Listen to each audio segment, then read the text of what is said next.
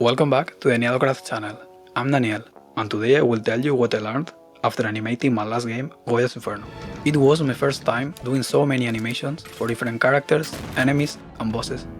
It was released in December 2019, so I've had some time to think about my mistakes during the animation process.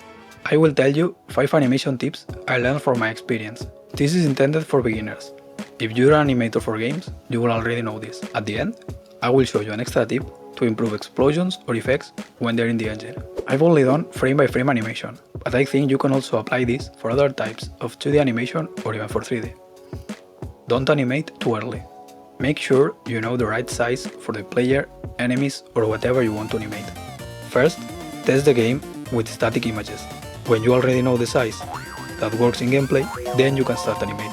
If you start too early, you might have to redo it again or stretch the sprites in engine. I'm guilty of this. In the Game Jam version of the game, the witches were bigger, but after testing, we found out it was too much, so I redesigned them and had to remake some animations. I also wasn't sure of the size of some enemies, so they ended up scaled in engine. Make a rough animation first. It's like a sketch of the whole animation, to see how it moves before committing to the final one. Coming from game jams, where I didn't have much time to animate, I just got straight into the final lines. But it's counterproductive.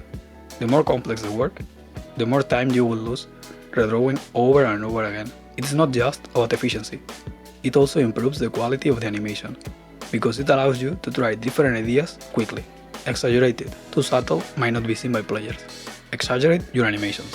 It's better to overdo it rather than being too subtle. You might notice a small movement with your animation software zoomed in, but always check how it looks at the real size.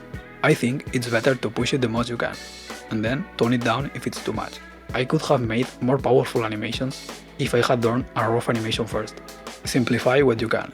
This applies when you're animating, but also before, when you're planning how each character or asset will be implemented. For example, the Colossus, the first boss of Goya's Inferno, is separated into pieces: the hands, the head, the torso, and the links for each arm. Each piece is animated by itself, and then they are controlled by code. That's for gameplay reasons, but it also simplifies the animation process and allows you to reuse animations. The other boss only had the head separated, so it could look at the player in-game, and it was much more time consuming to animate. To simplify the characters, I tried to remove small parts or details that add noise to the image. If it's something crucial for the design, try to adapt it so it can be animated. Another thing to look for: when things explode or break, don't go overboard drawing particles, or it will look noisy and cluttered. Animation is expensive.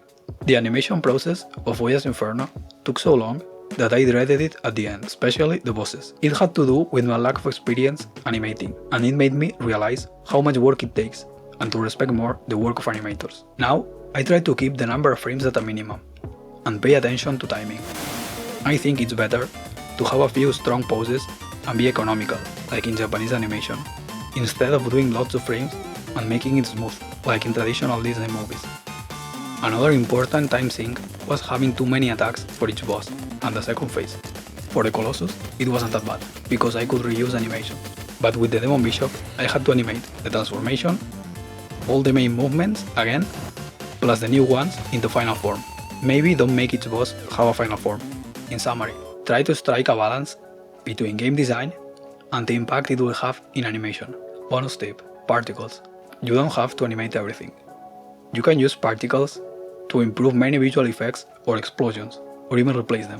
For example, when the Colossus dies, there's an animated explosion, but I also added particles to make it look more impactful. Thanks for watching.